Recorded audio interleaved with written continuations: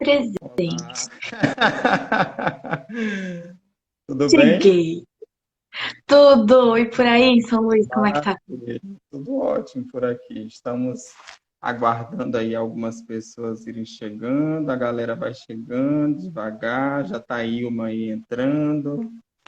Ótimo. Já espalhamos os convites. Hoje nós estamos fazendo o início de um trabalho, certo? Porque, olha, o feedback foi muito positivo, assim, várias pessoas, depois que Legal. viram o cartaz, vieram deixar mensagens, entendeu? Principalmente mães que estão enfrentando, assim, dificuldades para ajudar na educação dos filhos, né? Então, elas querem muito ver, assim, como uma forma de entender o filho e também entender a si mesmas, entendeu? Um processo, Sim, assim, de com certeza. autoconhecimento. Então, eu acho que aí essa abordagem que a gente vai trazer hoje vai trazer uma visão assim biológica, espiritual, né? Mas também Bastante. assim, do autoconhecimento, Com certeza. que é muito interessante e necessário nesse dia de hoje. Então, gente, vamos chegando aí, a Cibele já está aqui. Olá, vou assinando aqui para essas pessoas lindas, maravilhosas. Quem Hoje quiser pode perguntar ao longo da live, né, Léo, pra gente, pra tirar dúvida, que eu sei que devem ser muitas. Cecília, Vânia. Estou acenando para todos e chamando mais pessoas aqui. Podem compartilhar se vocês quiserem, certo? Tudo bem, Cecília, Vânia, Oi, Cibele, Bárbara? tudo! Saudades. Boa noite. Hoje nós vamos iniciar esse trabalho aqui, né, gente? Maravilhoso. Que cada vez que nós fazemos a abertura de um ciclo aqui no Espaço Girassol, é, na verdade, uma abertura de um ciclo também na minha vida, porque eu vejo o processo terapêutico sempre como uma oportunidade de aprendizado, de amadurecimento no meu próprio eu, né? Que eu vejo sempre as pessoas como uma extensão de mim mesmo, né? Então, acredito que cada vez que eu vou trabalhando em cada pessoa, vou dando umas ferramentas ou ajudando em qualquer sentido, eu também vou trabalhando automaticamente coisas em mim, certo? Então, o que que acontece? Hoje nós teremos esse momento, esse bate-papo, essa live com a Larissa, que é Tô. doula. Ela veio aqui trazer um pouco da experiência dela com esse trabalho lindo. A Larissa, eu já falar aqui um pouquinho do meu contato com ela, certo? Meu contato com Pode, ela é menino. meu contato com ela é das artes, certo? Eu já fui professor de artes da Larissa, né? De teatro, de dança. Ela já integrou um grupo de arte aqui que a gente tinha o nome de Carcará. Esse grupo, ela era integrante. E depois de um tempo ela foi embora para São Paulo, né, Larissa? E aí nós ficamos nesse contato, esse vai e vem dela de São Paulo para cá, né, Larissa? E a Mas a cada gente não se desgruda cada vez que eu vou para São Luís. Eu tenho que ver, porque senão o tempo fecha.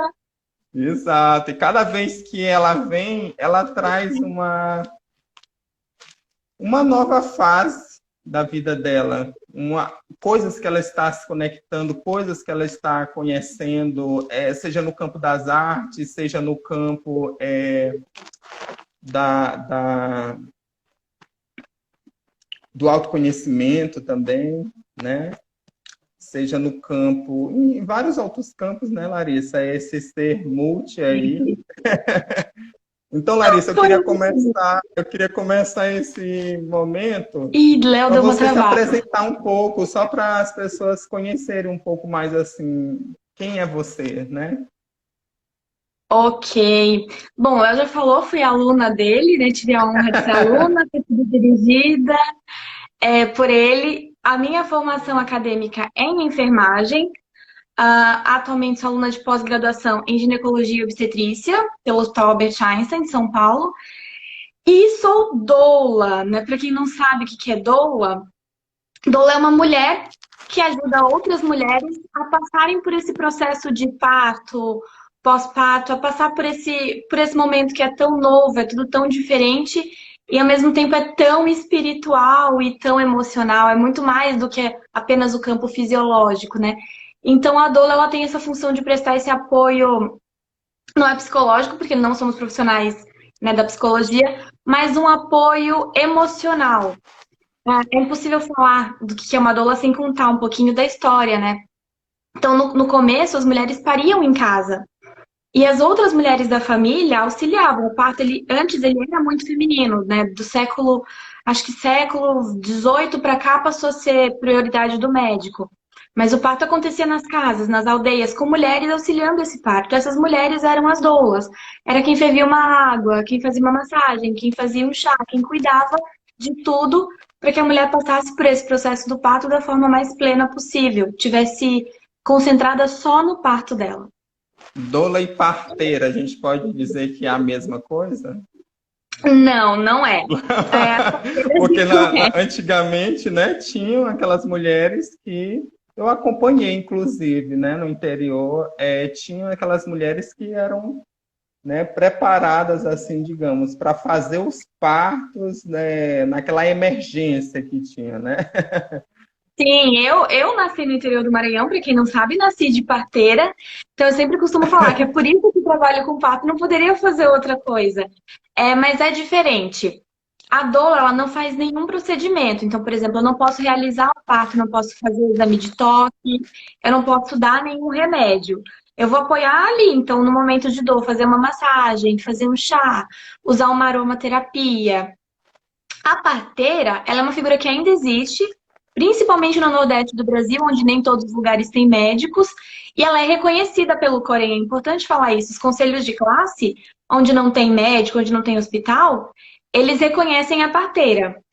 Futuramente serei parteira, porque estou fazendo pós em ginecologia e obstetrícia. Então, a enfermeira obstetra é apta a auxiliar o parto, porque, né, vamos começar falando que o parto é da mulher. Quem faz o parto é a mulher, não é o médico, não é a enfermeira, não é a equipe. Quem faz todo o processo de um parto natural é ela. Então tem Uhum. essa diferença. A doula ela é mais alguém que está ali para acompanhar, né? O significado da palavra doula é mulher que serve. Então a gente está ali para servir. Perfeito. Gente, olha, nesse momento que nós estamos enfrentando, nessa pandemia, nesse isolamento todo, né? Eu acredito que a questão do nascimento é uma abordagem muito atual, né? É importantíssimo a gente falar sobre isso, porque no sentido literal da palavra, nós estamos precisando, né, aprender a caminhar, aprender a se adaptar, aprender a renascer, né? Digamos assim. Então, eu achei. Foi muito rápido essa minha conexão com a Larissa, a ponto de convidá-la assim, Larissa, vamos fazer esse trabalho, né? Porque eu lembrei, assim, gente, que tem um fato importantíssimo, assim, nesse final de ano, no dia do meu aniversário, quando aquela tradição de cortar o bolo, né? Para quem que você vai dar o primeiro pedaço de bolo? Esse primeiro pedaço de bolo, gente, sempre para mim é uma coisa muito simbólica, ritualística no dia do meu aniversário. Então, eu dei esse primeiro pedaço para as crianças do mundo, certo? Então, eu percebi que cresceu muito esse ano, do meu aniversário para cá, a quantidade de mães pedindo auxílio, querendo compreender, né, o processo de educação dos filhos, né, também encontrar aí, sem dúvidas, algumas questões, tá conhecendo um pouco mais, será se isso que o meu filho, é uma pergunta muito comum, Larissa, para mim, será se isso que o meu filho está passando é algo que está espelhando em mim? Será se isso que o meu filho está passando é algo que eu senti quando eu estava grávida dele? Tá entendendo? Meu Deus, como eu faço para ajudar? Então, é basicamente isso, né? fazer essa conexão mesmo, trazendo essa relação desse nascimento, no sentido biológico da coisa, né? E também trazer aí o nascimento como uma forma de conexão com o mundo, de conexão com as pessoas, né? De conexão com o próprio espírito. Como que você vê o nascimento nesse viés assim da espiritualidade? Como que ele representa assim para você? No viés da espiritualidade, eu acredito muito que cada pessoa vem ao mundo com a sua missão. Então, cada criança que está nascendo não sabe qual é a missão dela, mas ela tem algo para contribuir para o mundo. E tem um médico, um teórico que ele fala que para mudarmos o mundo, primeiro é preciso mudarmos a forma de nascer. Porque hoje em dia é tudo muito técnico, é tudo muito hospitalizado, né? O próprio pré-natal, o bebê tá bem, tá crescendo e tal. Mas e esse emocional? E essa mulher que escolheu ser mãe, porque ser mãe é uma escolha, mesmo que inconsciente é. E essa mulher que escolheu ser mãe, ela curou a criança dela interior? Ela sabe como vai ser tudo isso? Ela está espiritualmente preparada?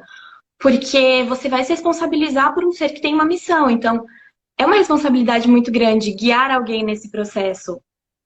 Ao mesmo tempo, quando nasce um bebê, não nasce só um bebê, nasce uma mãe, nasce uma avó, nasce um pai, nasce uma tia, nascem primos. E ao mesmo tempo que essa mãe nasce, a mulher que ela era também morre, né? Então ela morre um pouco enquanto filha, ela morre um pouco enquanto mulher, e durante muito tempo ela vai estar ali dando toda a atenção pro bebê. Então, ao mesmo tempo que ela nasce como mãe, muitas coisas dentro dela morrem. Ela vai ter que abdicar de muita coisa para cuidar dessa vida. Então eu vejo o nascimento também como um processo espiritual, um processo de vida e morte ao mesmo tempo. Às vezes essa transição, né, na emoção e na mente da mãe, ela é muito brusca às vezes, né? Às vezes a mãe é pega de surpresa, às vezes ela não está preparada, né? Muitas das vezes. E fazer essa transição, nossa, agora eu já não serei mais a mesma. Simplesmente Não serei estou mais mãe, sozinha, né? Serei o corpo está responsável por mudando. alguém, né? Isso é complexo na cabeça das pessoas. Por mais que você planeje um filho, por mais preparada que você esteja, né, até você passar pela experiência, você não sabe o que está acontecendo. E durante a gestação, eu percebo muito por pacientes que eu acompanhei, que muitas coisas vêm à tona. Então, muitas questões de relação familiar, muitas questões de como foi a infância. A maioria das minhas clientes fala que quando descobriu que estava grávida, depois que processou tudo, foi perguntar para a mãe como foi o meu nascimento. Como que eu nasci?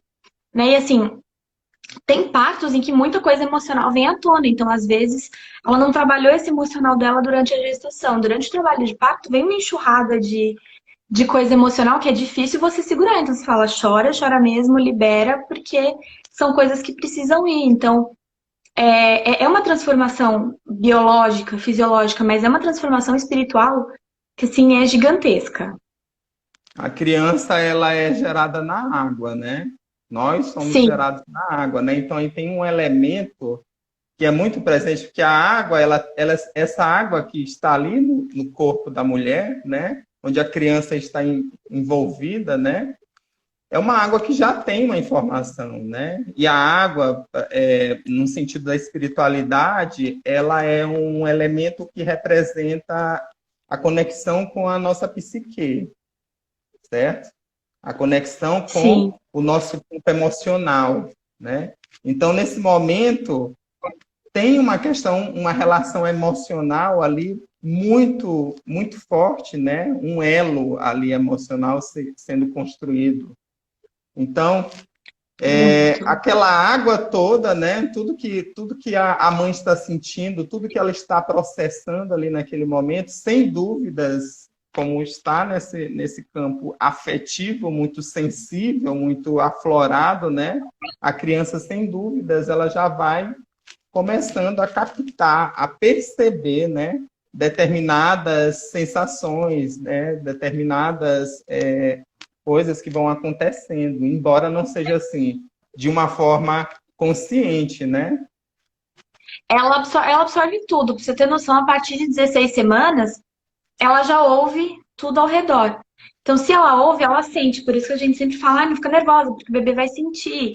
Então, sentimentos, por exemplo, de rejeição na gestação, a criança sente. Então, não adianta a gente falar, não vai sentir no futuro. Pode ser que depois surjam comportamentos frutos dessa rejeição que ela sofreu. Sentimentos de raiva, uma criança que não foi desejada, uma criança que foi muito desejada, uma criança fruto de uma perda anterior, né, que a gente chama de bebês arco-íris. Então, isso também, tudo isso reflete na criança. O emocional da mãe, a forma como essa gestação foi conduzida, se teve alguém acompanhando. O parto também ele é algo que influencia muito na nossa vida.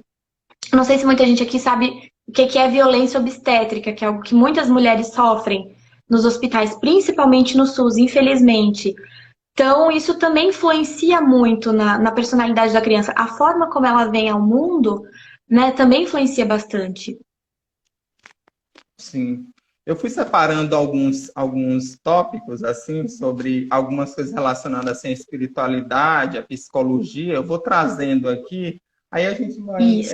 tipo, dando uma discutida sobre, né?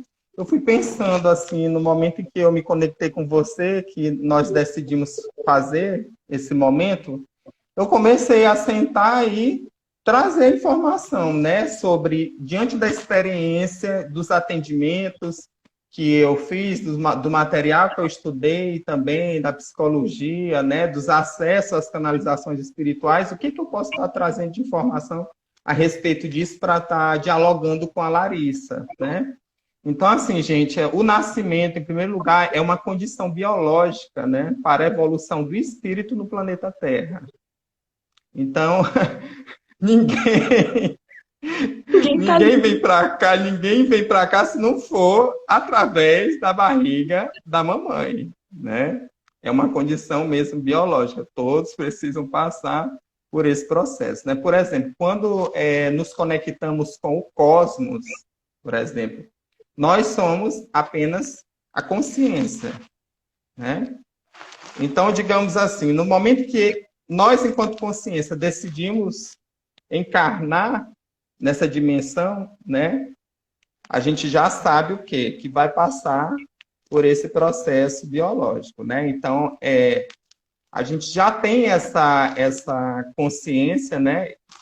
E aí, como uma forma da gente expandir essa consciência, de lapidar, né, para a gente retornar essa energia transmutada para a nossa essência, né?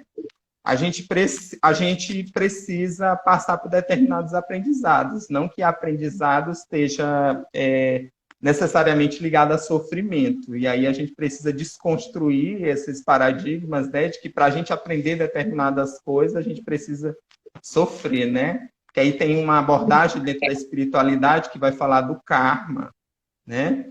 E o karma, ele é uma ação, mas às vezes as pessoas compreendem que o karma seja uma punição, né? E não é uma punição. Nós somos herdeiros, né, de uma divina fonte de inteligência. E nós somos essa inteligência em ação, né? Então, nós já sabemos que nós vamos encarnar, né? E que a gente vai passar por esse processo. E aí tem uma coisa dentro da espiritualidade, uma abordagem que fala do projeto reencarnatório, certo? O projeto reencarnatório inclui o quê? A consciência ela vai escolher o pai e a mãe, certo? Independente, gente, se esses pais vão se separar, se eles vão se juntar, ele escolhe energeticamente, né, que essas duas energias juntas, né, e aquilo que vai se proceder na família vai trazer os aprendizados que aquele espírito precisa para chegar no seu processo evolutivo, né? Então, é mais ou menos assim, nós vamos ter que aprender e para a gente aprender, a gente precisa recomeçar, né? Aí, nós trazemos em nosso ser registros inconscientes de experiências de outras existências. E esses registros, eles são armazenados no subconsciente, né? Que é uma das partes da nossa mente. Quando a gente vai se desenvolvendo, esses conteúdos já de experiências passadas, mescladas às experiências do nosso nascimento, do que a gente tem, do processamento de informações, de emoções que a gente passa dentro da barriga da mãe, elas vão sendo armazenadas em algum lugar. É como se fosse uma espécie de arquivo de memória, né? Onde a gente guarda todos os registros das nossas experiências, tanto dessa como de outras, né?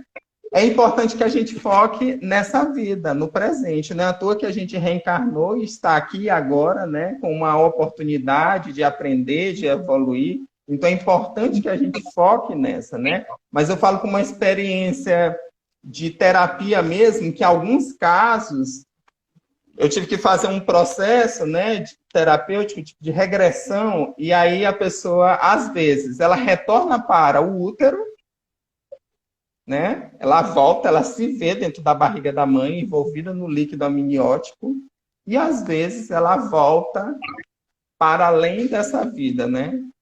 Como uma experiência de mãe, como uma experiência de filho, né? E nós estamos dentro de um sistema familiar, e esse sistema ele vai passando de geração em geração.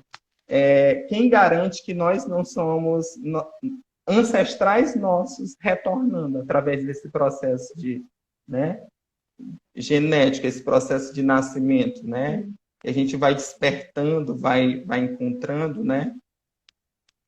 Então, é isso, né? Aí o que eu falo assim também, eu parei para pensar, e eu trago essa reflexão aqui. Será que a gente já parou para pensar que esse nascimento, na verdade, seja uma morte, né?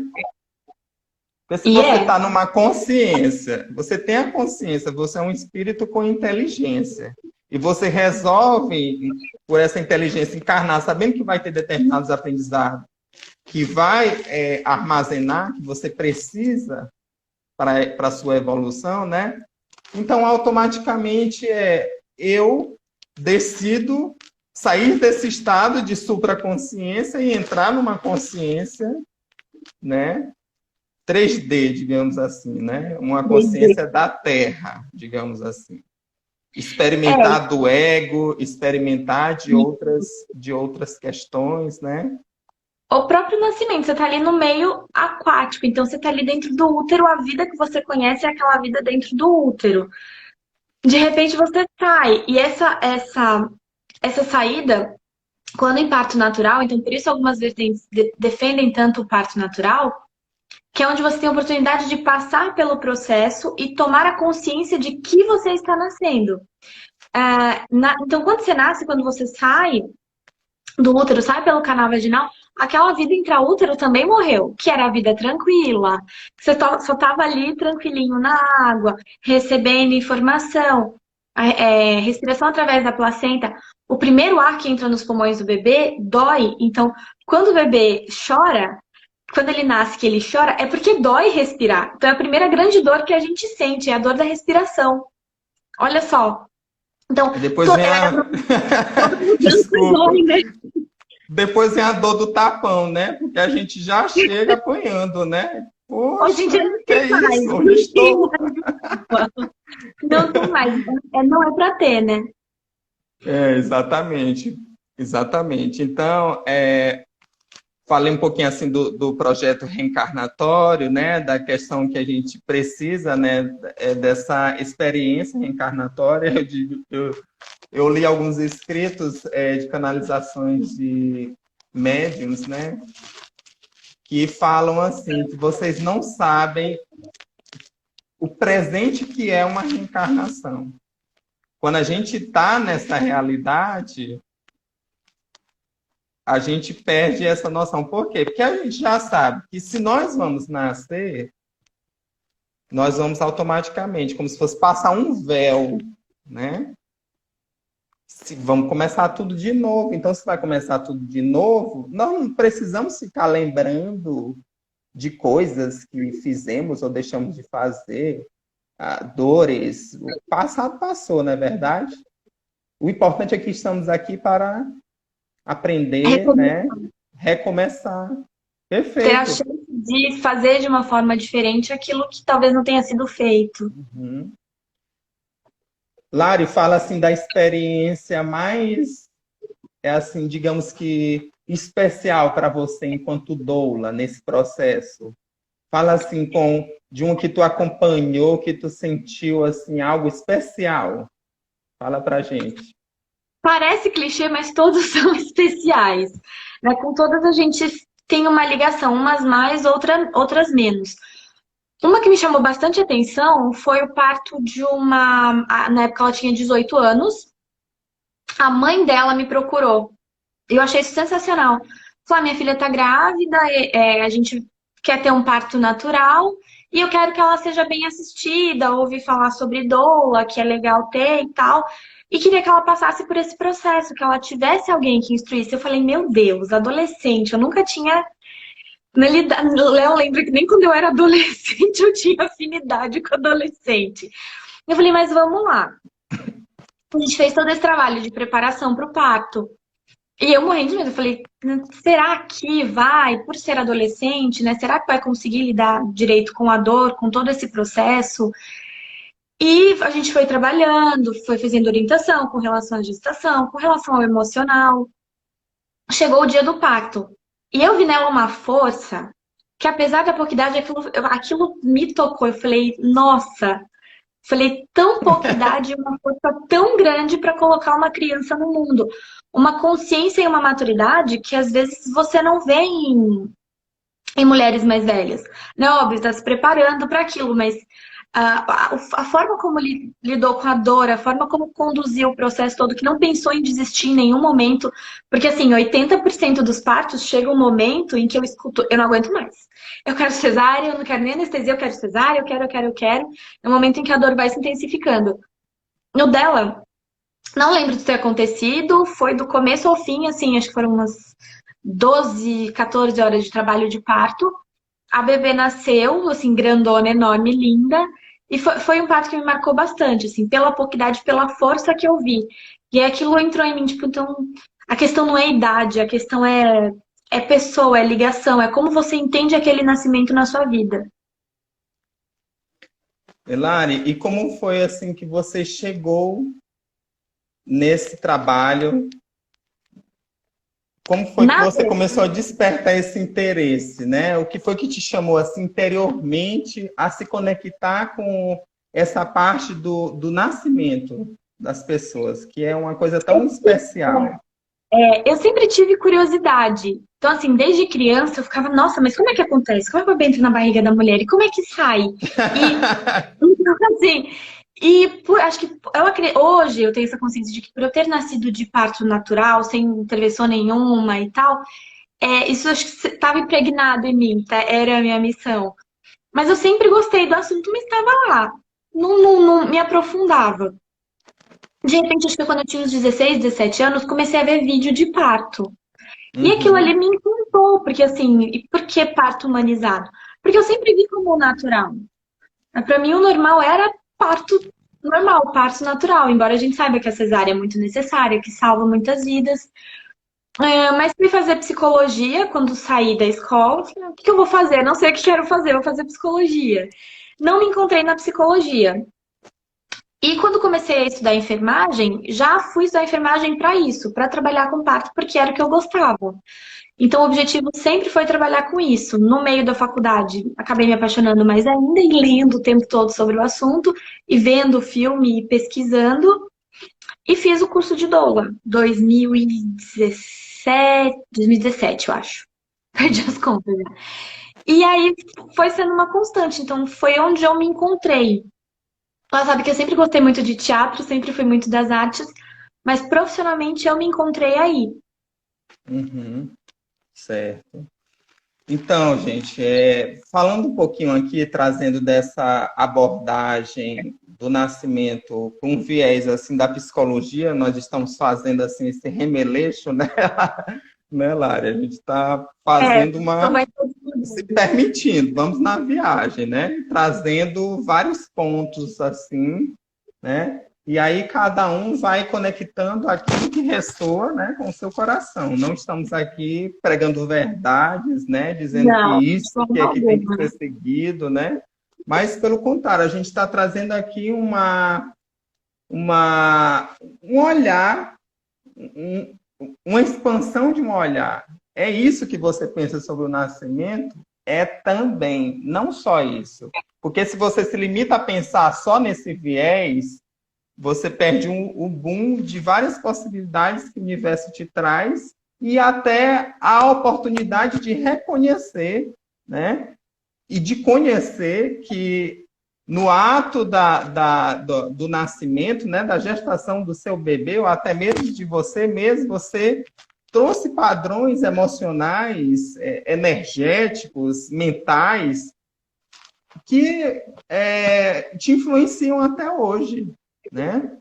Então, por uma abordagem aqui da psicologia, por exemplo, tem uma abordagem na psicologia pré e perinatal, né?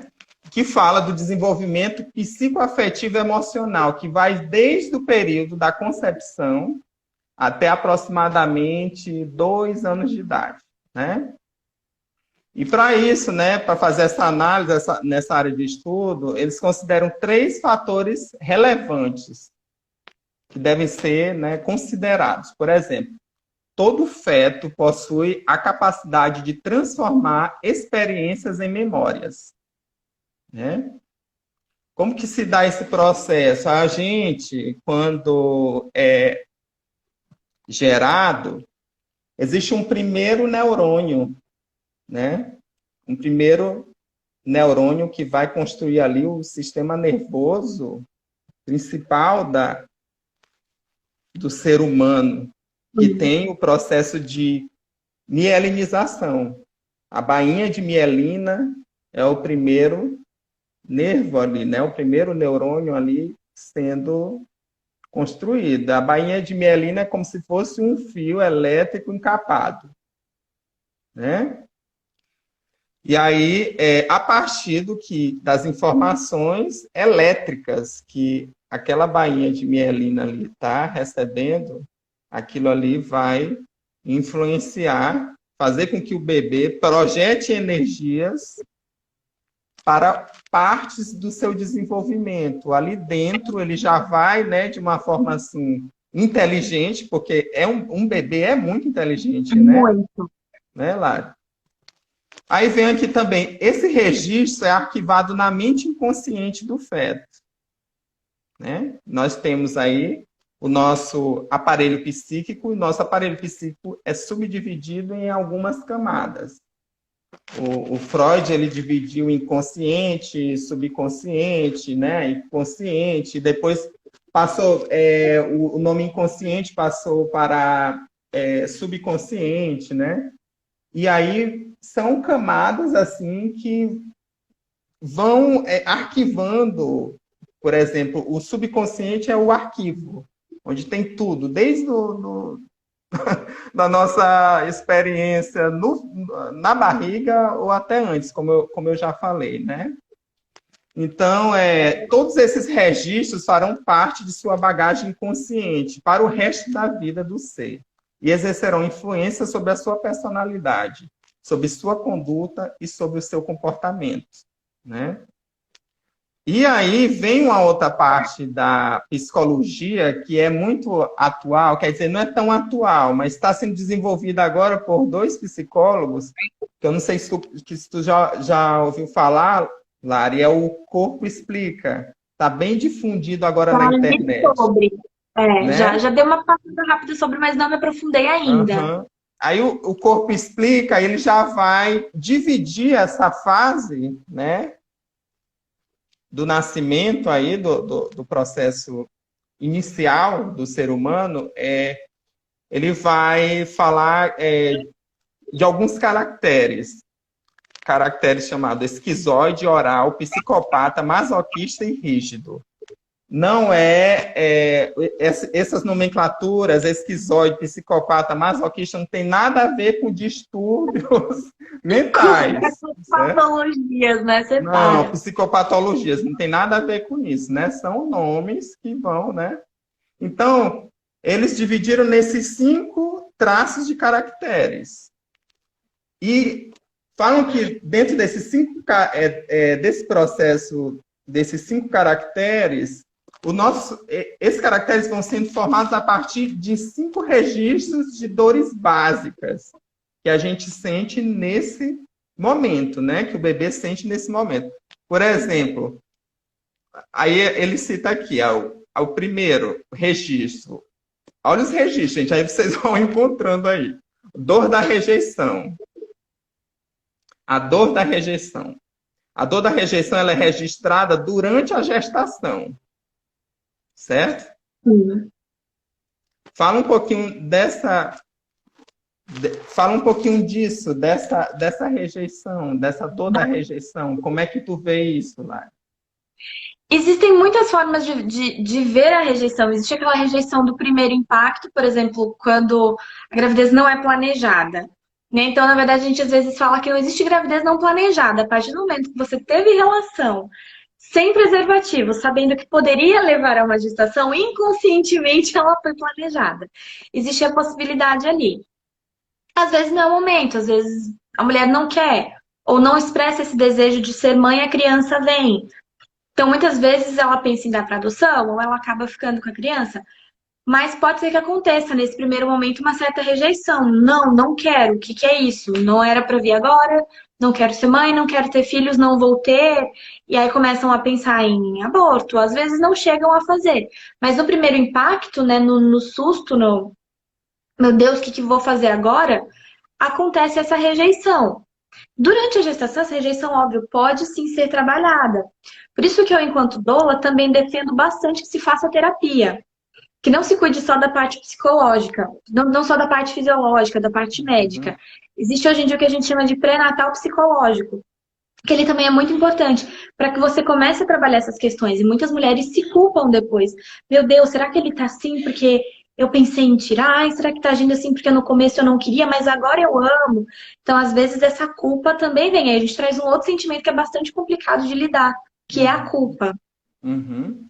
E essa rejeição que nós sentimos enquanto feto, né? Como eu acabei de falar aqui, eu citei, nós registramos isso no nosso inconsciente, né? Então, o que que Sim, acontece? Lá na frente, na nossa fase adolescente, na nossa fase adulta, a gente vai sempre lidar com situações, né, em que a gente vai ser chamado a trabalhar esse medo de ser rejeitado. Que acontece em muitos relacionamentos isso, né?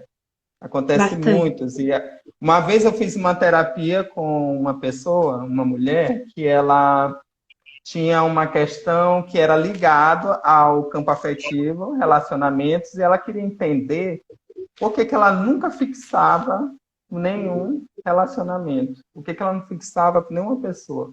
E todo relacionamento que acabava, ela ficava destruída. Ela já começava o relacionamento já sabendo que ia com aquele medo de ser rejeitado. Então ela tinha essa sombra na vida dela, né? Ela já tinha isso. Então, quando a gente foi fazer uma terapia, no caso foi uma hipnoterapia que eu fiz com ela.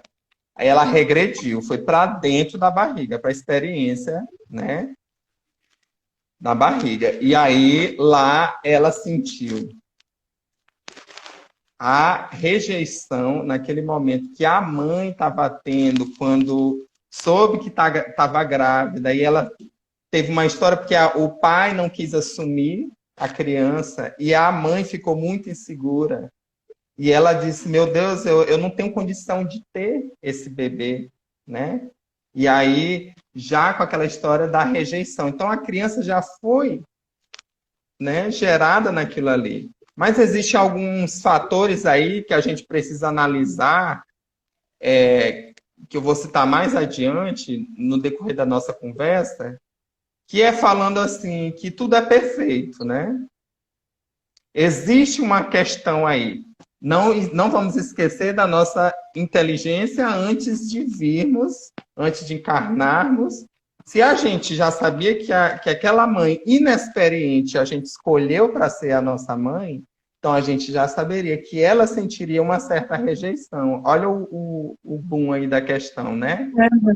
Então, se ela te faz sentir essa rejeição, esse padrão emocional, quando você cresce, você vai conviver com essa rejeição nos seus relacionamentos, no convívio com as pessoas e tal, mas automaticamente você vai descobrir em você, de alguma maneira, uma força, né, para que você se libere dessa rejeição. E aí você vai fazer uma conexão dessa rejeição. Por que que eu preciso passar por uma experiência de rejeição agora, né? Aí vem a questão do karma. Será se eu rejeitei alguém numa experiência passada, né? E aí agora estou aqui não para sofrer, mas para rever, aprender, porque isso aqui que eu entreguei no meu inconsciente realmente não faz nenhum sentido na minha vida, no meu ser divino, quântico e expansivo que sou, né? É bem interessante isso, né? Alguém falou aqui, ó, que essa rejeição pode ir gerando as carências. Pode sim também, né? Então, às vezes, pessoas que a gente vê muito entram no relacionamento abusivo, não sai dele, se apega a alguém e, por mais ruim que aquela pessoa esteja sendo, ela não consegue desapegar. Então, pode ser fruto também de rejeições, o medo de se ver sozinho de novo. Uhum, exatamente. Aí, vamos, só citei a primeira dor. A dor da rejeição. Vamos ver essas dorezinhas aí, né? Porque pode ser que a gente, com autoconhecimento, a gente vai encontrando aí alguns pontos que a gente vivencia, e quem sabe a gente está repensando aí, né?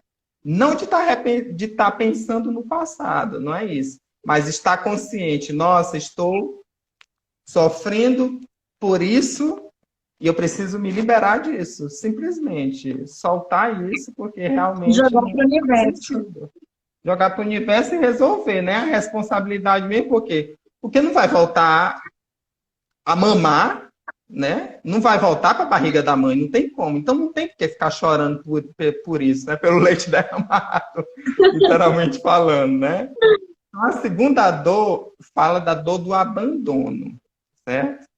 E essa dor do abandono, o bebê, ele começa a sentir durante a amamentação. Né? Então, ali já tem um outro processo. Já Agora, tem que lidar com outra coisa ali. uma outra coisa. E aí você vê o quê? Não é conscientemente que a criança tem. Estamos falando aqui de emoções, de padrões emocionais, de coisas que estão aí no inconsciente coletivo, que vem para uma mãe, que ela transfere aquilo sem saber para uma criança, e a criança recebe, né, aquela emoção ali, e aí vai desencadeando num processo em que ela vai ter vários desafios, né, futuramente. E são dores que, se não bem processadas na infância, vão acarretar problemas na vida adulta. Porque a Exato, criança não tem exato. essa maturidade, essa consciência de, isso é por isso, preciso processar dessa forma. Então, daí vem a importância, né, de uma mãe ter esse autoconhecimento para entender, para conseguir perceber o que está acontecendo ali, onde ela pode interferir, como que ela pode ajudar essa criança a já ir processando essas coisas. Uhum. A dor do abandono, por exemplo, que vem durante a amamentação, ela vai definir um dos caracteres que é chamado de caractere oral, certo? Então, o corpo explica, ele vai dizer assim, que a pessoa ela é uma pessoa oral, porque vai identificar na estrutura anatômica, no corpo da pessoa, né? Pela estrutura que ela apresenta corporalmente, já vai trazer essa consciência de que aquela estrutura que ela constituiu fisicamente tem uma relação com aquele período da gestação, né, do nascimento, aquele período inicial da vida, né? Então, a pessoa do caráter oral, por exemplo, ela tem uma estrutura que ela é bochechudinha, que ela é toda redondinha, que ela é toda fofinha, Tá entendendo? Sim, Entendi, você é bem oral, viu, Larissa? bem É, sabor porque aí essa dor, ela vai fazer com que você projete uma energia e vai definir a sua estrutura física, né? Então, automaticamente, pela a dor do abandono, né? O medo, a dor de se abandonar, estou largando o peito da mamãe, né? Então, já vai gerar aí uma questão. é a primeira ansiedade que gera, na verdade, na criança, essa dor do abandono, quando ela pressente que vai ser desmamada. Então, por isso que a É, gente sempre defende, a amamento em livre demanda é trabalhoso? É muito trabalhoso. A amamentação também é uma escolha da mulher. Óbvio que a gente preconiza, que a gente sabe que o mais saudável para essa relação mãe-bebê é que você amamente até um ano e meio. É que nos primeiros 6 meses seja exclusivamente leite materno, que cada vez que a criança solicitar o seio da mãe, a mãe ofereça o seio. E a gente tem as opiniões de fora, mas essa criança não sai do colo, mas essa criança não larga o peito. E às vezes a criança mama o que a gente chama de sucção não nutritiva. Ela tá mamando, mas não é para se alimentar. Quando falam, ela tá chupetando o peito da mãe. Ela tá se nutrindo de afeto. Porque tem o hormônio ali, tem a prolactina, tem a ocitocina, que cada vez que ela mama, estimula o cérebro da mãe, estimula o cérebro dela e vai criando esse vínculo, vai criando esse afeto, né? Então, eu acho de uma crueldade quando a gente, essa criança não larga o peito, deixa! Né? É um contato necessário para que ela se desenvolva, para que ela seja uma criança mais segura, é uma criança que ela saiba que ela não vai ser abandonada, que a mãe está ali. Então, uma hora vai ser necessário esse processo de desmame. Como ele vai ser feito? De que forma ele pode ser feito para que seja mais ameno, para que essa criança saiba que ela não vai mais mamar, mas que ela vai ter o colo da mãe mesmo assim. Porque ela entende que uma vez que ela não mama mais, ela não vai mais ter aquele acalento, aquele colo. Então, também é um agora processo que pensa, tem que ser trabalhado. agora pensa na intervenção que tem quando uma criança, né? Ela já nasce, né? E aí já tem uma questão, já acontece algum problema, alguma questão na mãe que ela não pode amamentar essa criança, né? Aí já começa a Crianças desencadear um. Oi? Crianças que ficam na UTI, crianças que tiveram um problema respiratório, geralmente são crianças que vão ter problema respiratório ao longo da vida inteira, ou a primeira infância inteira. Problemas de saúde, imunidade baixa. Exatamente. Aí agora que a terceira dor, gente, é a dor da manipulação, certo? Que ele fala, o corpo explica, fala disso, da dor da manipulação. Que essa dor da manipulação, ela vem das primeiras interações com o mundo, né? Então vem a necessidade, né, de você nessa interação do mundo, quando a gente é criança, inconscientemente a gente desenvolve a necessidade de manipular e de ser manipulado também, né? De querer que as coisas sejam da nossa maneira, do nosso jeito, né? Aí vem, aí vem a quarta dor, a dor da humilhação, certo?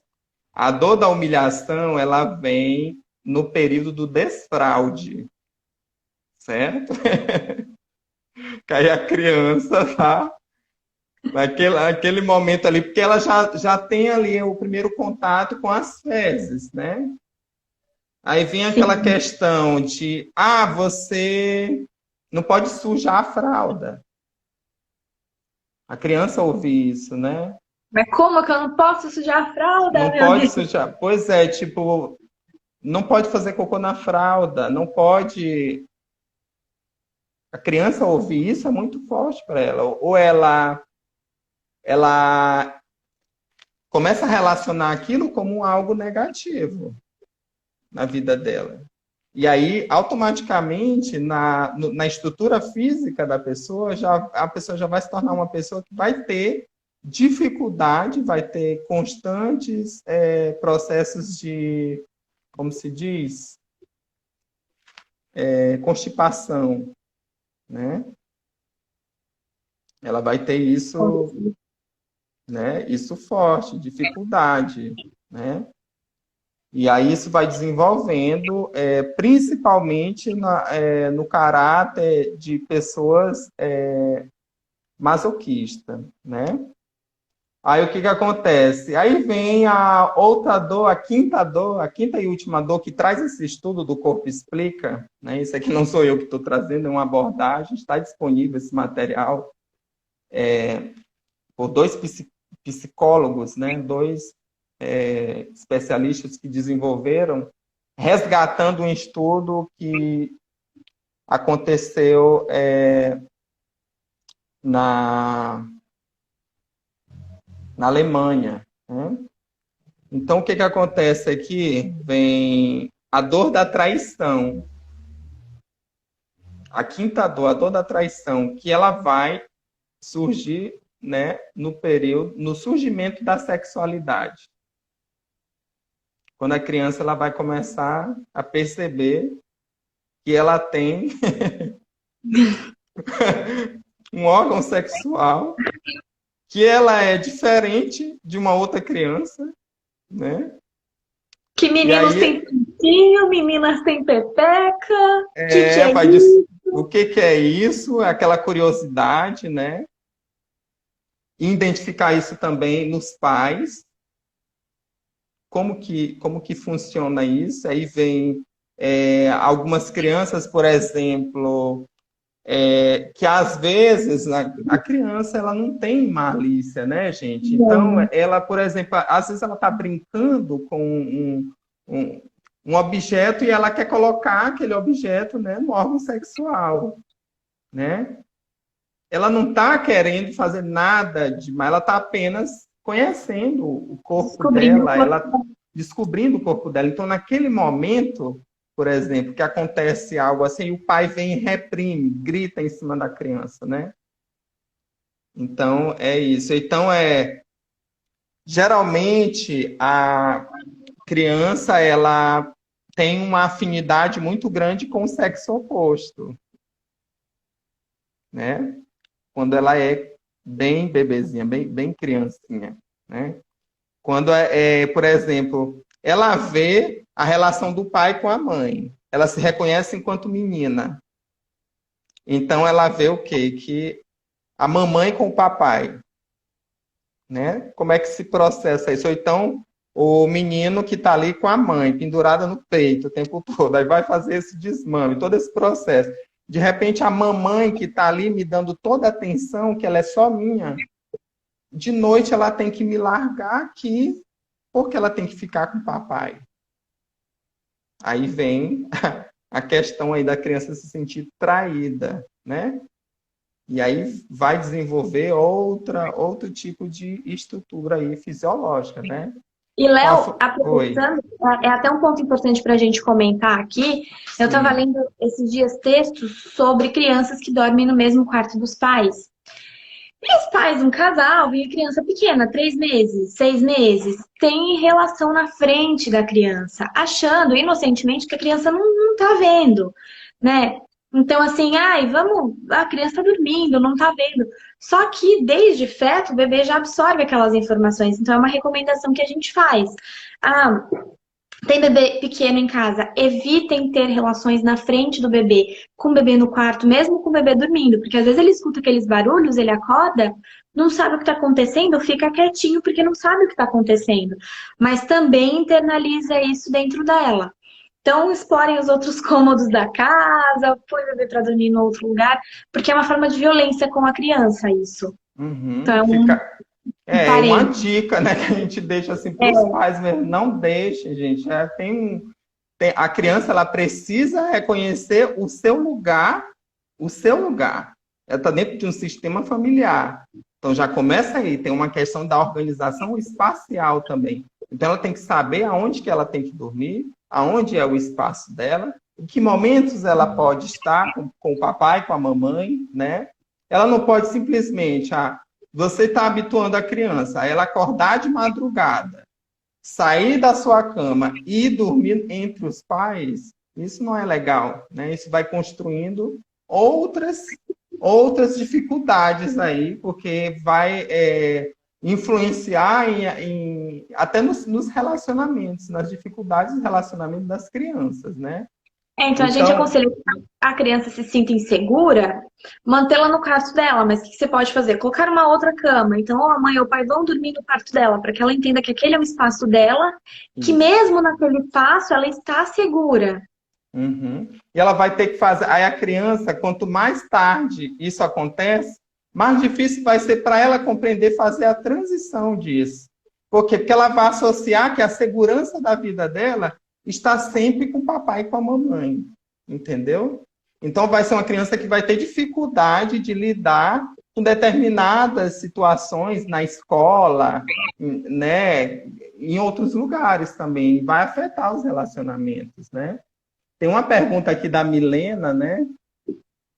Vai olhando as perguntas aí, viu, Lari? Para a gente Além das interagir com as pessoas. características emocionais, esses padrões refletem no corpo físico? Refletem. Refletem. Deixa eu contar um caso que aconteceu comigo. Eu tive uma gestante que acompanhei, gestação inteira super tranquila, parto na nossa cabeça super tranquilo, né? Teve o bebê na posição que queria ter, sentada, posição de cócoras, uma das melhores posições. E sim, pelo decorrer de tudo, o risco dela de fazer uma laceração de períneo, que é quando na passagem do bebê rasga e pode ser que aconteça, era zero. Porque estava na posição que queria, o parto sem nenhuma intervenção, com o médico que queria, que era uma médica super humanizada, na posição que era para ter, e teve uma laceração grau 4, que é uma das maiores. Aí a gente ficou se perguntando, mas o que aconteceu? Né? Porque não era para ter sido assim a condução do parto. E aí, conversando com ela, o que a gente foi entender? Que ela foi criada num seio familiar de uma determinada religião, onde eles viam o sexo como algo muito errado, como algo pecaminoso, como algo muito errado. Então, ela casou e continuou com essa visão. Tanto que depois do parto, quando a gente conversou, ela comentou que quando ela ia ter relação com o marido, ela sentia bastante dor. Então, o que aconteceu? Ela ficou com medo, ela associou o parto também a algo errado, porque é importante a gente frisar que o parto ele também é um evento sexual. Né? As posições, os sons que a mulher emite durante o trabalho de parto. Então, isso ficou na cabeça dela de que o parto é errado, e no momento expulsivo, que é quando o bebê tem que passar pela vagina, ela travou, o corpo dela travou, mas o bebê precisou passar, então forçou e lacerou. Então, sim, esses padrões de infância, por exemplo, esse da traição, que reflete na vida sexual, pode sim refletir de forma negativa na vida adulta. Sim. O corpo explica, essa abordagem que eu trouxe, ela fala justamente disso, dos 5 traços de caracteres, né, que eu citei para vocês. Por exemplo, a pessoa que tem a dor do abandono, certo? Que essa dor do abandono é durante a amamentação, ela vai vai desenvolver um caractere chamado oral. E as pessoas do caractere oral, elas têm a estrutura física redondinha, são pessoas bochechudinhas, os bracinhos, ela é toda redondinha, né? É diferente, né? Toda fofinha, toda gordinha, né? Então, gente, a forma como o sistema nervoso registra cada uma dessas dores é que vai moldar o formato do nosso corpo. E assim vai desenvolvendo no corpo e na mente recursos para evitar sentir aquela dor básica de novo, né? Então, para a gente não sentir essa dor da traição, da humilhação, nós vamos desenvolver recursos em nós, né? E aí é que vem o grande boom aí do nosso processo de expansão, de autoconhecimento. A gente precisa realmente identificar aonde estão essas dores, né? Então, por exemplo, vou falar de um dos traços de caracteres que o corpo explica, traz essa abordagem. Ele fala do traço de caractere esquizoide, né? essas pessoas, né, elas geralmente são pessoas que funcionam, a mente delas vão funcionar de forma racional, são aquelas pessoas que vão ser lógicas, né, imaginativas, com um senso crítico muito apurado, muito rápido, muito objetiva. E a cabeça delas funciona como se fosse uma equação de matemática. O pensamento delas é bem assim, né? Bem E na as parece pessoas, texto, aqui no é númerozinho. isso, e as pessoas elas não desenvolvem só aquele caractere gerado por aquela, não, nós somos formados por dois, três ou mais caracteres. A gente vai identificando isso na vida da gente, né? Se apresenta no caráter da nossa estrutura física, mas também através de aspectos emocionais, psíquicos, né? Vamos ver aqui o que Milena está trazendo.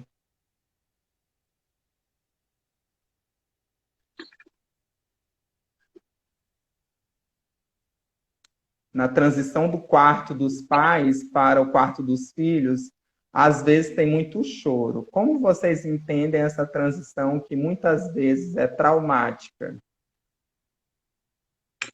É preciso muita paciência. Que eu sempre gosto de falar. Tenta lembrar de quando você era criança e tenta se colocar no lugar dessa criança. Quando a gente cresce, a gente esquece que um dia foi criança, a gente esquece que sofreu um pouquinho, que precisou do colo dos pais, principalmente na hora de dormir. Tá mais escuro, vai apagar a luz do quarto. Muitas vezes os pais estão cansados, então querem que aquela criança durma logo, e fica aquela ansiedade, ai, dorme logo, não dorme. Quando a mãe tá ansiosa, quando os pais estão ansiosos, a criança sente essa ansiedade. Por isso que a gente fala, às vezes, a mãe tá amamentando, o bebê não pega, quer amamentar, o bebê não pega o seio de jeito nenhum, e aquela mãe tá estressada. Por quê? Porque a gente produz o hormônio do estresse. E aquilo passa para a criança de alguma forma. Então, até mais ou menos acho que uns 5 anos de idade, essa criança ainda tem essa ligação com a mãe muito próxima. Então, se você ficar tentando que a criança durma e ai, dorme logo, quanto mais ansioso, quanto maior for a pressão, mais difícil vai ser, porque a mãe estressa, a criança estressa. Então, cria um ambiente de sono saudável. Né? Por que não ficar mais um pouquinho com aquela criança? Deixa a criança dormir. Você viu que o soninho está muito leve? Continua ali do ladinho dela. Entrou num soninho mais profundo? Fica ainda para que ela se sinta segura, porque a criança sente a presença. E só então deixa esse ambiente. É porque a criança ela precisa se sentir segura, ela precisa sentir que tem alguém ali. Vamos pensar que ela passou 9 meses envolta em água, mais 3 a 6 meses tendo o colo o tempo todo. Tendo aquele colo, quero mamar, tem o peito, tem o colo. E de repente a gente vai quebrar isso, vai colocar essa criança para dormir sozinha em outro quarto. É estressante para os pais? Bastante. Mas pensa no estresse da criança, do ai meu Deus, hora de dormir, vou ficar sozinho no quarto, minha mãe vai me largar aqui e vai para lá. Então isso também interfere bastante. Então o segredo é paciência, não tem receita mágica. Muita paciência. Uma vez eu atendi uma pessoa que ela tinha experiência de ela dizer assim, Léo, me ajuda. Eu não consigo, eu estou morta de cansada. Eu não consigo mais dormir, eu não tenho paz. O que foi, mulher? Ela disse, Léo, eu preciso ajudar o meu filho, eu não estou sabendo como, porque todas as noites ele vem, e quando ele vem, ele se engancha em mim e eu não consigo mais dormir. Ele se mexe demais. Então, quando eu estou quase dormindo, que eu botei ele para dormir lá no quarto dele, então quando eu venho com aquele sono quase dormir, lá vem. E lá se vai a minha noite de sono, não consigo mais dormir. Né? Então, aí foi justamente isso. Dentro do processo da terapia, dentro do subconsciente, que é o nosso subconsciente, nós temos um sistema inteligente, um HD, uma memória dentro da nossa mente, né, na nossa consciência, que ela processa as informações e ela dá todas as dicas, todo o que precisa e o que não precisa fazer, né? Só que esse acesso ao subconsciente, ele às vezes não é tido assim de uma forma natural, precisa de uma ajuda, né, de alguém para conduzir até chegar lá. E aí a resposta que veio do próprio subconsciente da pessoa foi: tenha paciência, exatamente o que você falou, e insista.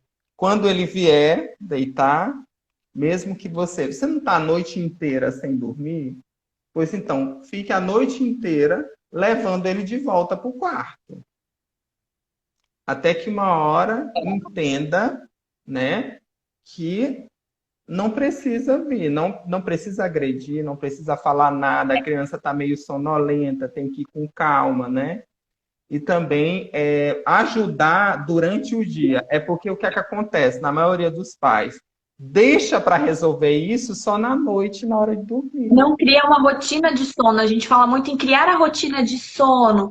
Então, dá um banhinho, já prepara para aquela criança entendendo que está chegando perto daquele horário de dormir. E não fazer daquilo um caos. Deixar a criança a manhã inteira, o dia inteiro, com um tablet na frente, vendo desenho, e as telas também atrapalham muito as crianças. E aí, na hora de dormir, você vai dormir agora, porque assim, então, criar uma rotina, né? Dar esse colo. Eu defendo muito o colo. Eu acho que tem que dar colo para a criança, tem que dar amor. Ele é um ser pequenininho, ele é um ser dependente. Então, quando você dá muito amor para a criança, ela não vai crescer uma criança insegura, uma criança pegada. Muito pelo contrário. A criança que ela é deixada naquela teoria de deixa a criança se acalmar sozinho, ela se torna um adulto bem mais inseguro. Porque ela sente essa dor do abandono. Tô aqui chorando, berrando com 6 meses de idade, minha mãe não vem me acudir. Então, assim, é uma criança que cresce bem mais insegura. Uma criança que cresce com amor, que cresce com o que a gente chama de teoria do apego, ela consegue processar melhor essas coisas. Acho que o segredo é bem isso, é paciência, é o que a Carol falou. Paz interior ajuda bastante, ajuda muito. Quando você tá em paz, a criança fica em paz. Então, quando a mãe tá nervosa, eu sempre falo, acalma você primeiro, que você vai ver que quando você ficar mais calma, a criança também vai ficar calma.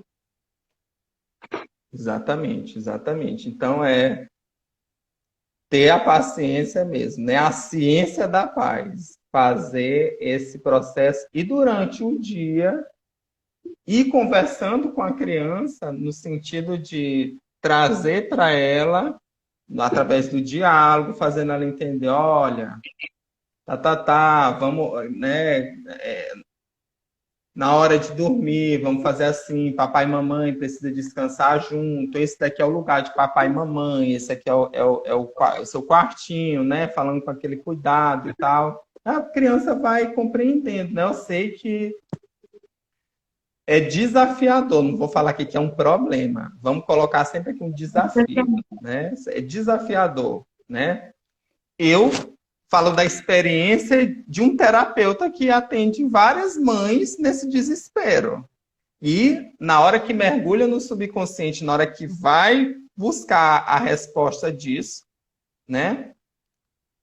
Vem na hora essa resposta. É a paciência e a persistência, né? Entendam que você foi criança um dia, você aprendeu determinados valores. Assim é o seu filho também, né? Olha a sua missão de trazer esses valores, né? De trazer esses ensinamentos aí, porque faz parte.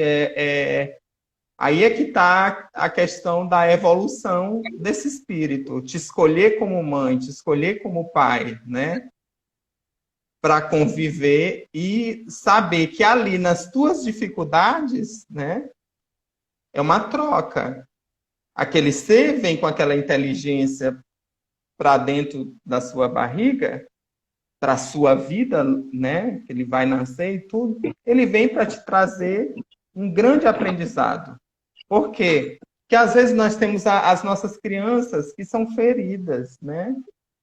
Os nossos paradigmas, os nossos traumas, as nossas dores, né? E quando a criança vem, engraçado, a maioria das crianças elas começam a reproduzir exatamente aquelas coisas que o pai ou a mãe diz, meu Deus, eu não quero, eu tô vendo essa menina, esse menino tá fazendo igual eu não quero mais isso.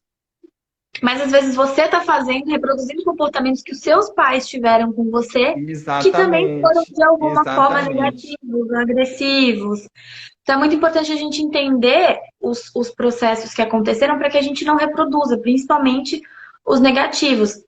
Eu vejo muito, pelo menos a minha geração, por exemplo, que é fruto de uma geração que era criada mais rédea curta, mais com menos sentimentos. Os pais não abraçavam tanto, não diziam tanto eu te amo. Então, alguma coisa se perdeu. É uma geração carente, é uma geração que foi fria com os filhos, porque também acho que esse negócio de ai, ficar dizendo eu te amo toda hora, que coisa chata. Como vocês falam eu te amo? Eu ouvi muito isso. Como vocês falam eu te amo? Falam eu te amo pra mim, vocês falam eu te amo demais. Mas é porque de alguma forma a gente não recebeu isso da geração passada. Então eu vejo que a geração que está tendo filho agora está procurando mais ser mais carinhoso, dar mais atenção. Isso também interfere bastante na educação da Com criança. A certeza. presença. Uhum. Olha, dentro da abordagem das constelações familiares, segundo os estudos de Bert Helling, que foi o cientista, né, que sistematizou toda essa observação das coisas que tinham em comuns em todas as famílias, né, ele diz uma coisa muito interessante. Ele fala que toda rejeição gera uma compensação. Em todo o sistema familiar é assim. Então, existem padrões emocionais em você, que você teve as dores na sua infância, às vezes o pai agrediu, falou algo que você não gostou, você sentiu alguma coisa e você continua remoendo aquilo desde a sua infância, continua trazendo aquilo ali, né? Então, se você está trazendo aquilo ali, é sinal que você tem essa rejeição, você não trabalhou essa rejeição, você não quer sentir aquilo. Mas para você não sentir aquilo, você precisa se limpar daquilo. E para limpar daquilo, você precisa ver aquilo, né? E para soltar. Por algumas abordagens da psicologia, precisa ver. Por exemplo, tem uma abordagem mais atual da psicologia que vem falar da psicologia positiva, né? Por exemplo, não fique focando nos seus traumas. Veja o seguinte, a vida te trouxe até aqui. Primeiro lugar, não fique pensando em coisa da sua infância. Você não é mais aquela criança. Não vai voltar a ser aquela criança. Já construiu, aquelas suas experiências te ajudaram a você formar a personalidade, a esse ser que você é hoje. E você também aprendeu, com uma forma de sobrevivência, de resistir a tudo isso, você aprendeu muitos valores, muitas coisas maravilhosas na sua vida. Então, a abordagem da psicologia positiva, ela vem assim, por que não você... Por que você não olha para as coisas boas que você fez? Por que você precisa ficar remoendo a rejeição, remoendo aquilo que foi, né? Tem pontos aí que precisam ser observados, com certeza. Um trauma, por exemplo. Um trauma é uma fissura no campo mental, né? Para você liberar de trauma, é um processo. Você precisa ir lá fazer um procedimento terapêutico para ir lá mesmo, ver, limpar, ressignificar. A terapia comportamental, ela faz isso, a ressignificação da memória. Você vai lá, vê a memória que ficou bloqueado, passa a ressignificar aquilo que você viu negativo, transforme, veja agora o positivo, veja que você é o que você é hoje e a vida não acabou, você está aqui, tem coisas maravilhosas para você experimentar, não adianta você ficar armazenando isso, né? E vamos lá, né? O que você vê? O que foi de bom que aconteceu na sua vida a partir disso? Quando você muda o olhar, a série de coisas que você passou a processar na sua vida a partir daquele momento em que você se traumatizou, vai se desenrolando como se fosse um fio, assim, sabe? Um fio de contas que você corta e cai todas as pérolas, né? E é É assim gradativo que porque acontece. você perdoa, né? Eu Uhum. passei por esse processo, o Léo sabe, o Léo me conhece. Uhum. Eu passei por esse processo acredito que ainda passo muito hoje em dia, porque tem coisas que eu me pego pensando e falo, opa, não é bem por aí. Mas muito disso perpassa também por perdoar os seus ancestrais, por se ligar na sua ancestralidade, né? Quem são os seus ancestrais? Quem são eles? Você já foi grato? Você já perdoou? Porque os traumas da infância foram causados, aconteceram, mas se a gente for parar para pensar, eles também estavam tentando acertar, eles também tinham os traumas deles para lidar e às vezes não tinham a compreensão que a gente tem, não tiveram a oportunidade de compreender da forma como a gente teve, né? E apesar dos erros, por maiores que tenham sido eles, se não fossem esses seres, a gente não estaria aqui. Se não fossem os nossos avós, os nossos bisavós, é o que o Léo fala muito, honrar a sua ancestralidade. O Léo fala, que Uhum. ancestralidade? Passa, oi, pessoa cheia de problema, não sei o quê. Que honrar a ancestralidade? Eu falei, peraí, faz sentido. Então, perpassa muito por perdoar, perpassa muito por. E esse processo, a gente falando parece que é simples, mas não é. É uma briga interna de, né, entender É, que a culpa também é nossa, que em algum momento a gente também vai errar. Ninguém é perfeito. Então, por mais conhecimento que você tenha dos seus processos, do que levou você a agir daquela forma, a gente tem que fazer uma autoavaliação constante para não cair nesses padrões. com certeza, com certeza. Então, gente, na psicologia pré e perinatal, né, é possível afirmar que não é somente o corpo do feto que evolui durante a gravidez, certo? A personalidade, a inteligência e os traumas também estão em desenvolvimento, como a gente está falando agora aqui. É a experiência pré-natal que definirá os parâmetros que influenciarão o futuro do ser em crescimento, já que o feto compartilha com a mãe os sentimentos e humores desde o primeiro momento, né? Então você pode observar, por exemplo, uma mãe que tem mais de dois filhos, três filhos ou mais de um filho. Ela percebe o quê? Por exemplo, algumas clientes minhas, e até a própria Tatiele, que mora aqui, a minha cunhada, né? Ela uma vez compartilhou comigo que falou com meu irmão o seguinte, engraçado, os meninos, a personalidade dos meninos é exatamente como eu me sentia na gravidez, né? Por exemplo, o Miguel, ele é mais estressado, ele é mais... E eu senti muito isso quando eu estava grávida dele. O Emanuel é medroso, foi o primeiro filho. Nossa, eu sentia muito medo como que ia ser esse mundo, gerar essa criança. Já o Theo, que foi o último que nasceu, o caçula, que ela nem sabia que estava grávida, teve o menino, né? E aí ela disse assim, gente, eu já tive um, já tive dois, o terceiro tá de boa. Ok, Tranquilo. tá no lucro. E o Theo, ele é super tranquilo. É assim, aquele menino que tá de boa, tanto faz como tanto fez. Então, como isso, né, vai definindo o caráter da personalidade da criança, né? Então, veja assim, como que você estava se sentindo no momento que você estava grávida, qual era o universo que estava ali em você naquele momento, quais foram as emoções, quais foram as influências do externo, do ambiente que você morava, tudo isso, as crenças que você tinha, tudo isso vai influenciando. E aí, se você para observar isso em você, na sua barriga, nesse momento, você vai encontrar exatamente alguns traços ali, naquela criança. E aí vem de você, ao invés de ficar com medo e insegurança de lidar com aquilo, encarar aquilo e tentar, de uma maneira, trabalhar. Porque aquela criança, um ser de luz, inteligente que veio para você, ela veio justamente também para te proporcionar esse grande aprendizado. Olha que bênção, né? Olha que presente que é E você poder feminino que é trazer ter uma vida ao mundo. uma vida, né? É uma responsabilidade, com certeza, mas é um grande processo aí de evolução do ser, do espírito, né? E falando de espírito, por exemplo, o arquétipo do planeta Terra, quem é? Gaia, Pachamama, né?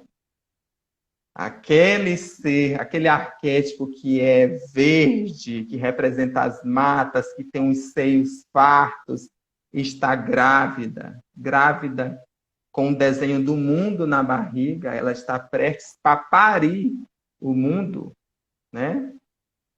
Então, olha só, quem é a nossa Gaia? Nós temos uma Gaia encarnada. A nossa Gaia é justamente a nossa mãe. Qual é a nossa relação com a nossa mãe? Qual é a relação com a Gaia que nos trouxe até aqui? Como que é essa relação? E aí daí a gente vai percebendo algumas coisas que vão aí nesse ponto que a Larissa frisou, que é a ancestralidade, né? Já vem com aquela herança ali. Como é que você está rejeitando coisas ali na sua mãe, a sua filha, o seu filho? Ele vai reproduzir, com certeza. Lembrando novamente da abordagem sistêmica. Está escrito, não sou eu que estou inventando. Aquilo que é rejeitado, à frente aparece para ser lembrado. Toda rejeição gera uma compensação. Então é isso. A gente precisa estar atentos, né, de olhos abertos para a gente perceber isso. Quando a mulher engravida, né, agora vamos falar aqui de um aspecto assim, Lari, dessa história da mitologia, né, dessa coisa da mulher quando ela está conectada com a natureza, que o seu útero ele é consagrado, né? Como que é essa conexão? Como é que você vê a influência das luas nesse ciclo feminino, nesse período aí também que ela está, né, gerando essa criança? A influência é total.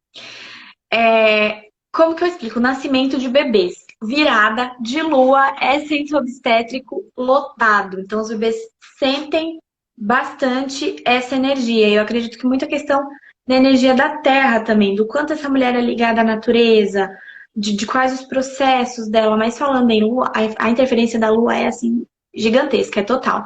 Você pode ter certeza, virou a lua, é batata, que na madrugada vão e acordar 3 horas da manhã com o bebê nascendo e nasce. Então, assim, nascem bastante. A lua tem uma influência muito grande. Elari, antigamente as Léo, tem mulheres. Oi. uma pergunta aqui interessante, ó. Se existe Ai, alguma vamos maneira lá. de aliviarmos ou diminuirmos os traumas causados ao bebê durante a gestação? Peraí, não entendi porque, gente, não está passando as minhas perguntas. Por que que não está passando? Tô vendo Como aqui. assim? Ó, mas a Carol tá perguntando se existe alguma maneira de aliviarmos ou diminuirmos os traumas causados ao bebê durante a gestação. Existe? Não existe, Léo? Com Espiritualmente. certeza. Espiritualmente existe, né? Vem a questão dos trabalhos de reconexão com a Mãe Terra, porque você é mãe, você está dando continuidade a uma raiz, a uma ancestralidade. Você está dando continuidade a uma história, né? Mas agora é uma pergunta minha. Alguns traumas não são necessários também para essa evolução? Então seria o caso de depois a gente trabalhar esses traumas. Quais são eles? Então como que eu posso fazer esse pequeno ser perceber que aquilo foi necessário para a evolução dele e não é tão negativo assim? Por exemplo, agora eu vou falar de uma outra situação que eu vivi. Como professora, eu tinha alunos que não sabem lidar com frustração. Principalmente nesse cenário de aula online, conexão cai, conexão desce. Então eu fico pensando, será que foi algum momento em que a criança passou por uma frustração e em vez de ser trabalhada aquela frustração, de deixar a criança viver aquela frustração, foi dado o que ela queria no momento, então não deixaram que ela se frustrasse e quando ela se frustrou, ela não estava preparada para lidar com aquilo. Então, a meu ver, os traumas eles podem ser trabalhados conforme eles vão se manifestando. É muito de como você vai conduzir esse Exatamente. trauma. Porque como eu falei na live anterior, depois quem chegou nessa live, eu peço que assista a live anterior que vocês vão identificar. os traumas, eles ficam armazenados no inconsciente da criança. Então, tudo que é armazenado no nosso inconsciente é possível de ser trabalhado, né? Como uma criança, ela não tem a consciência ainda, né? Porque para a gente trabalhar no nosso inconsciente, a gente precisa primeiro ter consciência, né? Sim. Então, como que eu vou fazendo? É na hora que a criança apresentar qualquer dificuldade, qualquer situação, e você, com o seu instinto de mãe, observar que aquilo tem uma relação com esse processo que ele teve, quando ele vai se apresentar através do comportamento, através da fala, através do choro, através das atitudes, de como ela se expressa, de como ela se comporta dentro de casa, ao seu redor, aí você vai automaticamente trazendo a ressignificação, né? E a mãe, ela é perfeita para isso, gente. Ela tem esse instinto de... Não é à toa que ela tem essa conexão divina, né? Que ela já tem assim, essa intuição aflorada, como você falou, conexão com a lua, né? Então, a intuição, aí ela vem, nossa, isso aqui, vamos trazer essa ressignificação, ensinando, educando essa criança, que aquilo que ela passou, né? Mesmo que ela não tenha consciência daquilo, vamos educando, trazendo uma outra possibilidade, mostrando possibilidades para ela, né? Se ela está sentindo dificuldade naquele ponto, vamos mostrar aqui outras possibilidades, né? Foi lá. E o principal é não se culpando enquanto mãe, porque você sempre lembra que você fez o melhor que você podia com o que você tinha à mão naquele momento. Então a mãe vai errar, é inevitável. Toda mãe vai errar um dia. Nossas mães cometeram erros, você enquanto mãe vai errar, você enquanto pai também vai errar. Mas é isso, é ir corrigindo, é ir se perdoando também, se vendo enquanto esse ser imperfeito que nós somos. Uhum. Com certeza. Gente, sem erro, o que a gente estaria fazendo aqui? Qual era o sentido de encarnar? Se a gente não tivesse nada que aprender. Qual é o sentido disso, né? A reencarnação é um aprendizado, é um processo de evolução. Se tivesse tudo perfeito, se você não quisesse melhorar, lapidar ainda mais a sua essência, expandir o seu potencial luminoso na sua supraconsciência, na sua conexão com o cosmos, né? Então você não precisaria encarnar, né? Estaria feito um anjo num outro plano. E nós estamos nessa condição também. E a gente não pode descartar que nós somos seres inteligentes, que nós somos anjos na nossa essência. Entendeu? Imagina, gente, um planeta desse, com a densidade que ele está, nesse momento. E nos outros momentos que ele teve, né? Que ele passou. A pessoa, ela... Como que uma consciência decide a vir para ajudar nessa transformação, ajudar na ressignificação a partir do contato com outras pessoas, né? Isso daí é uma inteligência que a gente não tem, que a gente não dá conta. Né? É a nossa supraconsciência mesmo aí em ação. Então a gente não pode desvalorizar, descartar o nosso potencial. Nós somos seres divinos, amorosos, luminosos, maravilhosos, perfeitos, sim, na nossa essência. E se a gente vem para cá, é para aprender, lapidar e retornar. Porque o nosso Criador, numa visão aqui espiritual mesmo, né? Ele é o quê? Uma fonte inesgotável de geração de energia amorosa, benevolente. Não está escrito que somos a sua imagem e semelhança? Então, faz parte do nosso processo experimentarmos, enquanto espírito, vários ciclos, né? Em um ciclo, estamos vindo como mãe. No outro ciclo, estamos vindo como pai. No outro ciclo, estamos vindo como filho. estamos vindo com uma opção sexual diferente, né? Estamos vindo. Tudo isso tem uma questão aí. Vou falar aqui de uma situação muito pessoal da questão do sistema familiar. Por exemplo, na minha família, isso já depois do meu processo de autoconhecimento que eu fui identificando. Na minha família, por exemplo, tem um histórico muito grande de homens que, principalmente na figura do meu avô, de... Ela travou. Estamos voltando? Oi, tem problema? Vamos lá, vamos lá. Voltando, voltando. Alô? Planeta Terra chamando, Lare, Lare. Estou aqui, tem uma travada. Então tem uma questão aí. Veja o seu sistema familiar, a sua ancestralidade, né? Por exemplo, na minha família tem um histórico, assim, da parte dos meus avós, do meu avô, principalmente, de vários relacionamentos extraconjugais. E esse padrão foi se repetindo nas outras gerações também, né? Aí, de repente, eu nasço, assim como outras que nasceram na mesma geração que eu. E essa geração ela já não apresenta esse caráter de ficar repetindo isso, né?